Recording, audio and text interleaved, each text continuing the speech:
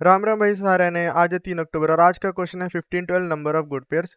Question बहुत easy होने वाला है। 3 अप्रोच डिस्कस करेंगे। तो पहली अप्रोच ये है, उससे पहले क्वेश्चन समझे। क्वेश्चन कह रहा है कि नम्स ऑफ आई जो है वो नम्स ऑफ जे के इक्वल है, नंबर सेम होना चाहिए और आई जो है लेस देन जे होना चाहिए। ये आई लेस देन जे वाली कंडीशन क्या जरूरी थी लिखना? इसके अराउंड थोड़ा सोचना और मुझे कमेंट करके बताना। चलो पहली अप्रोच पे चलते हैं। उससे पहले एग्जांपल्स देख लेते हैं कैसे आंसर है। क्वेश्चन कह रहा है कि नम्स ऑफ आई अगर नम्स ऑफ जे की इक्वल है, यानी जो वैल्यूज है वो सेम होनी चाहिए और आई जो है जे से छोटा होना चाहिए। तो एक ये हो गया, दो हो गया और आपस में ये तीन, और ये तीन और तीन भी इक्वल है, तो टोटल 4 पेयर पॉसिबल है, तो 4 आंसर है। इसमें एक भी नंबर इक्वल नहीं है, यानी दोबारा नहीं आ रहा, तो आंसर 0 हो गया। यहाँ पे हमने देखा 6 है, कैसे? आपस में 1 2 3 4 5 और ये 6। इसको जानने का तरीका है, अगर हमें किसी भी चीज के कॉम्बिनेशन बनाने हैं तो उस तरह से भी हम कर सकते हैं। हमें कितने नंबर से, हमें ये जो नंबर है 1 कितनी बार आ रहा है? ये नंबर आ रहा है 4 बार। और कॉम्बिनेशन कितने बन सकते हैं? 2 के बन सकते हैं। तो एनसीआर का फॉर्मूला आपको पता ही है, नहीं पता तो शॉर्ट ट्रिक ये है कि जितने नीचे नंबर दे रखे हैं उसे नीचे रख दो और इसका ऊपर उतनी टर्म्स होनी चाहिए। यानी 2 दे रखा है तो 4 × 3, अगर 3 दे रखा होता तो 4 × 3 × 2 कर देते हैं। ठीक है, ट्रिक क्या है वो मैंने पीछे वीडियोस में समझा रखा है। अगर आपको इस पे डिटेल वीडियो दोबारा चाहिए तो मेरे को कमेंट कर देना। तो ये कितना आ जाएगा? 2, ये आ गया 6। तो आंसर आ गया 6। तो सबसे बेसिक अप्रोच जो दिमाग में आती है वो कौन सी आती है? वो ये है कि मैं अपने पॉइंट आई पॉइंटर को यहाँ रखूं और चेक करते जाऊं, यानी 2 लूप लगाऊं। तो आई यहाँ रखा, जे रखा i+1 पे। जे को कहा चेक करो कि ये 1 के इक्वल है, नहीं है। इक्वल है, नहीं है। इक्वल है, हाँ। अगर इक्वल आया तो मेरे काउंट को प्लस कर दो, 1 आ गया। फिर दोबारा इक्वल है, हाँ, तो कर दो, 1 आ गया। फिर यहाँ पे जे आया, फिर बाहर हो गया, तो आउट ऑफ बाउंड हो गया। फिर आई आगे जाएगा, फिर जे i+1 से शुरू होगा। कहने का मतलब 2 लूप लगाएंगे, एक होगा i = 0 से शुरू और एक होगा j i+1 से शुरू। और क्या चेक करेंगे? हम चेक करेंगे नंबर जो है हमारा वो i का equal to nums of j के है या नहीं। अगर ऐसा करा तो उस समय काउंट बढ़ा देंगे। सिंपल सा ब्रूट फोर्स अप्रोच है, O ऑफ n² में होगा। ये तो पहली अप्रोच हो गई। दूसरी अप्रोच के लिए और तीसरी अप्रोच के लिए हम मैप्स का यूज करेंगे। तो मैप में हम क्या कर सकते हैं? इसके अराउंड 1 मिनट का टाइम लेके सोचो कि मैप्स कैसे लग सकते हैं। अनऑर्डर्ड मैप लगाएंगे और उस फ्रीक्वेंसी का यूज करेंगे और साथ में हमने परमुटेशन का फॉर्मूला डिस्कवर किया, उसका कुछ यूज होके बन रहा है।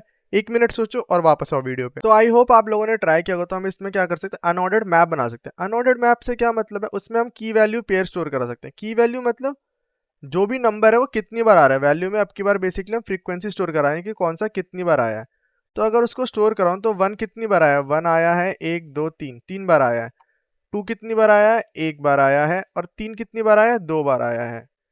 तो ये तो हम स्टोर करा सकते हैं अपने की वैल्यू पेयर के मैप में। तो इससे फायदा क्या हुआ? मैंने आपको बताया कि कॉम्बिनेशन निकालते कैसे हैं। अभी हमें क्या करना है? हमें सिर्फ n नंबर में से 2 कॉम्बिनेशन निकालने हैं, क्योंकि पेयर तो 2 का ही होता है। तो इसको अगर आप जब सॉल्व करोगे, मैथमेटिक्स आपकी अच्छी है, आपने इंजीनियरिंग करी है, कुछ आपको मैथ्स का आइडिया है, तो आप इसे n × n-1/2 भी लिख सकते हो। कैसे?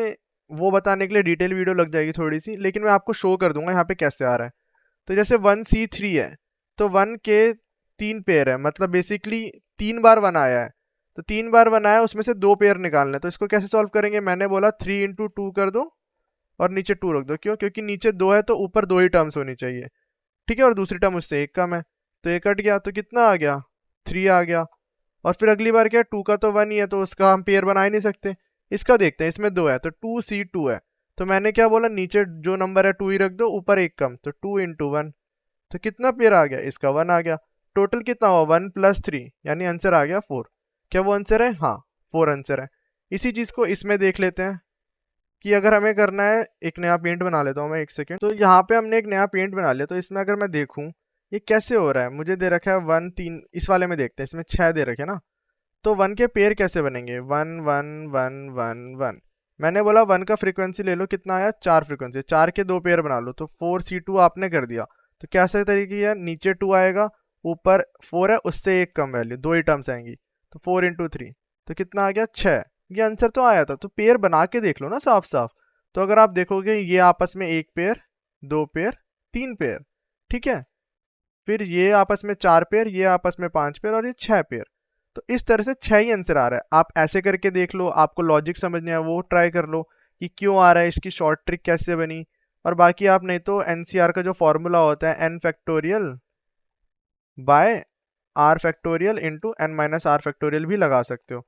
इसको पूरा लगा के भी देख सकते हो, सेम ही चीज आएगी। ठीक है, जब 2 होता है तो एक टर्म कम होके होती है, तो उसके अराउंड थोड़ा सोचना, ये आप सोच पाओगे। आई होप, नहीं आया तो कमेंट कर लेना, पूरा डिटेल वीडियो बन जाएगा।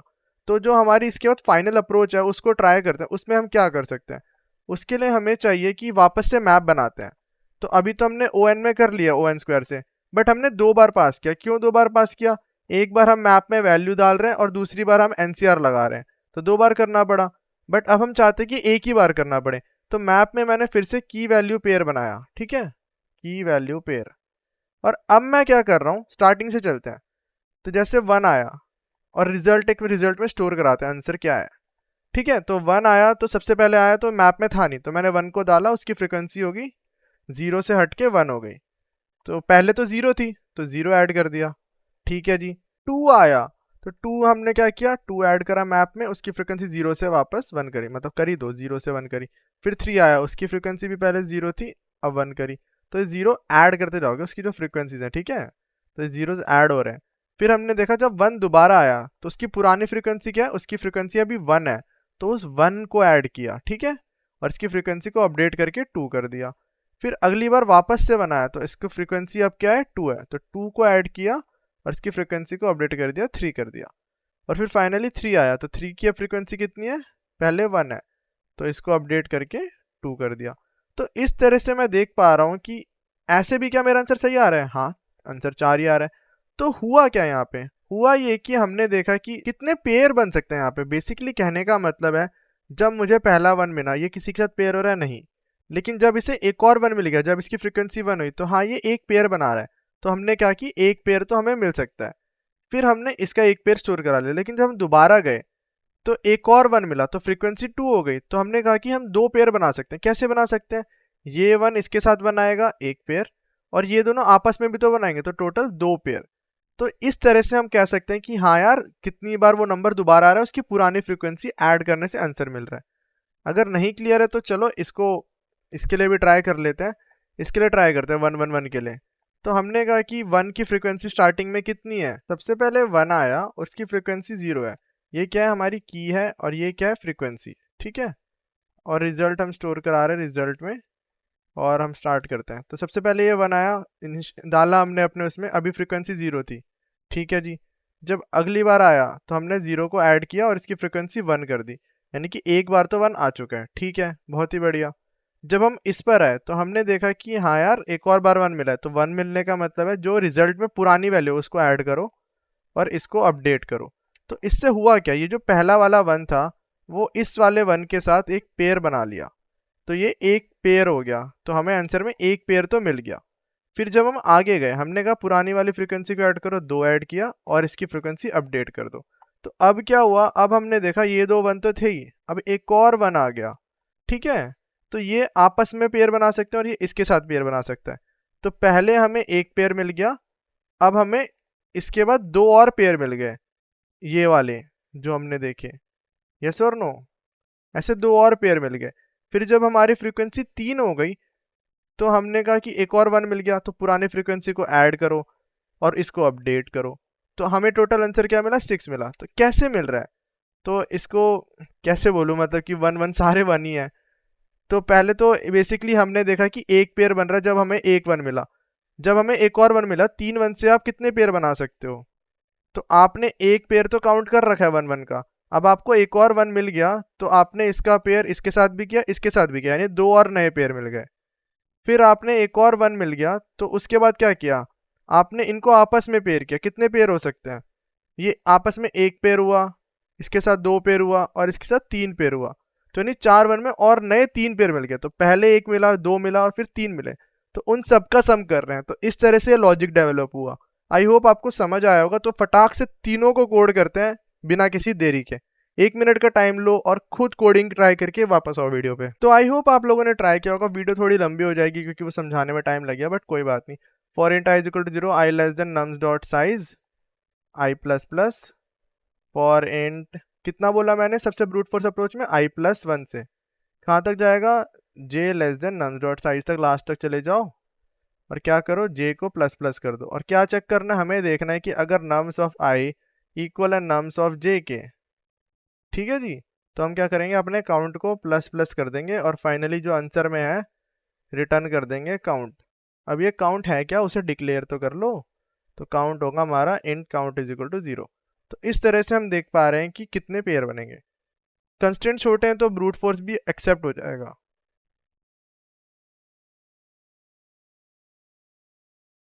तो यस, ब्रूट फोर्स भी एक्सेप्ट हो गया। तो सेकंड अप्रोच हमने आपको बोली, हमने कहा कि एक मैप बनाते हैं। क्या करना है, int n is equal to nums dot size, इसकी जरूरत नहीं, छोड़ो, डायरेक्ट करेंगे। तो अनऑर्डर्ड मैप है, उसमें क्या लेंगे, इंट कॉमा इंट, मैप बना लिया। अब मैप को फिल करने के लिए कैसे कर सकते हैं, ऐसे पूरा लिख लो, for int i is equal to 0, i less than nums dot size and then i plus plus, ऐसे कर सकते हो। या फिर डायरेक्ट ऑटो या इंट लगा सकते हो, तो वैसे भी कर सकते हो। बट हम ऐसे कर लेते हैं, तो मैप में पुश कर दिया nums of i plus plus. तो ये हमने फ्रीक्वेंसी ले ली। फिर हमने बोला क्या करना है, मैप का जो सेकंड है, ये ऑटो वाला तरीका दिखा रहा हूँ, तो मैप में इटरेट कर रहे हैं, हमें क्या चाहिए, वैल्यू क्या चाहिए हमारी। तो जो हमारा काउंट होगा, इंट काउंट जो नंबर है, उसका काउंट कैसे मिलेगा, मैप के सेकंड में होता है। फिर क्या करना है, जो हमारा रिजल्ट होगा कैसे निकलेगा, रिजल्ट होगा count into count minus 1 divided by 2। यही हमने लॉजिक बोला था। तो रिटर्न कर दो रिजल्ट को। अब ये रिजल्ट क्या है, यहाँ पे डिक्लेयर कर दो। तो ये कैसे आया, मैंने आपको परमुटेशन के लॉजिक में बताया था। कोई डाउट है तो प्लीज कमेंट करना। ड्राई रन मैंने आई थिंक ज्यादा ही करा दिया, इतना नीडेड नहीं था इजी क्वेश्चन के लिए। क्या हो गया यहाँ पे, एमपी लिख दिया। इटरेटर से वैल्यू करा रहे हैं ना, तो इटरेटर ने मैप की वैल्यू ले ली, तो इटरेटर का सेकंड होगा। ठीक है जी। तो ये सिंटैक्स मिस्टेक्स मत करना, इसको भी सबमिट कर दिया। Time complexity O of N है, लेकिन 2 बार करें, तो O of 2n equal to O of N है। बट एक्स्ट्रा स्पेस तो लगी रही है, वो तो दोनों में लगेगी, उससे फर्क नहीं पड़ता। अब जो फाइनल अप्रोच है, उसमें हम एक ही बार लूप लगाएंगे, ठीक है, 2 बार हमें इटरेट करने की जरूरत नहीं है। क्या कहा हमने कहा वापस से मैप बनाओ, मैप। फिर हमने कहा कि for int i is equal to 0, i less than nums dot size, then i plus plus कर दो। क्या करना है, जो हमारा रिजल्ट है उसमें उसकी फ्रीक्वेंसी ऐड कर दो। किसकी, मैप से फ्रीक्वेंसी ले लो उस नंबर की। ठीक है जी। और स्टार्टिंग में 0 होगी, और जब ऐड करो तो उसके बाद फ्रीक्वेंसी बढ़ानी भी तो है इस नंबर की, तो उस नंबर की फ्रीक्वेंसी बढ़ा भी दो। यही हमने कहा था। लास्ट वाला ड्राई रन मैंने बहुत डिटेल में कराया है, कहीं डाउट हो पूछ लेना। रिटर्न रिजल्ट करना है यहाँ पे, और इंट रिजल्ट को इनिशियलाइज भी कर दो। तो ये थी आपकी तीनों अप्रोच। आई होप आपको समझ आया होगा। कहीं पे भी डाउट है कमेंट करो, वीडियो अच्छी लगी तो लाइक करो, सब्सक्राइब करो और शेयर करो। ये भी सबमिट हो चुका है। बाकी वीडियोस को चेकआउट करो, मैंग की सीरीज चल रही है, उसमें भी और वीडियोस डालूंगा धीरे धीरे। तो मिलते हैं नेक्स्ट वीडियो में, तब तक के लिए बाय बाय। ये सबमिट क्यों नहीं हो रहा, हो टाइम लग गया, फाइनली हो गया। ओके देन, मिलते हैं, बाय बाय। तुझे क्या गम तेरा रिश्ता गगन की बांसुरी से है, पवन की गुफ्तगू से है, सूरज की रोशनी